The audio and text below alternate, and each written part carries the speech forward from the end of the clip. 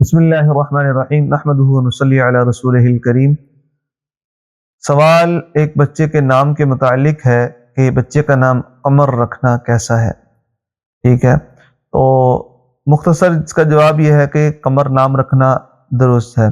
اب کیوں درست ہے، اس کا معنی کیا ہے، اس کے حروف کیا ہیں، تو یہ اس کی تفصیل ہے۔ تو تفصیل شروع کرنے سے پہلے ہم آپ سے گزارش کرتے ہیں کہ اگر آپ چینل پر نئے ہیں تو چینل کو سبسکرائب کر لیں اور بیل آئیکن کو بھی دبا لیں تاکہ ہماری آنے والی ہر نئی ویڈیو آپ تک بر وقت پہنچ سکے، اور اگر ویڈیو اچھی لگے تو اس کو ضرور لائک کریں اور دوسروں کے ساتھ بھی شیئر کریں۔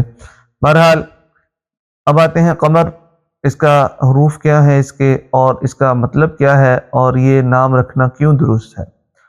تو قمر جو ہے نا، یہ قرآن پاک کے اندر بھی آتا ہے، الشمس والقمر بحسبان۔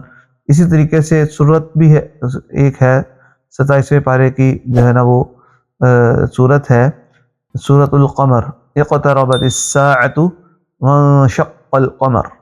تو یہ قمر جو ہے نا، اب اس کا مطلب ہے چاند، اس کا مطلب ہے چاند۔ تو اب اس کے حروف جو ہیں وہ ہے قاف، میم اور را، قاف، میم اور را۔ قاف کے اوپر بھی زبر ہے، میم کے اوپر بھی زبر ہے، اور را کو ساکن کر کے پڑھیں گے بطور وقف کے۔ اور چاند اس کا مطلب ہے، لہذا مطلب کہ اچھا ہونے کی وجہ سے یہ نام رکھنا درست ہے، مطلب کہ اچھا ہونے کی وجہ سے یہ نام درست ہے۔ تو قمر کا مطلب چاند ہوتا ہے۔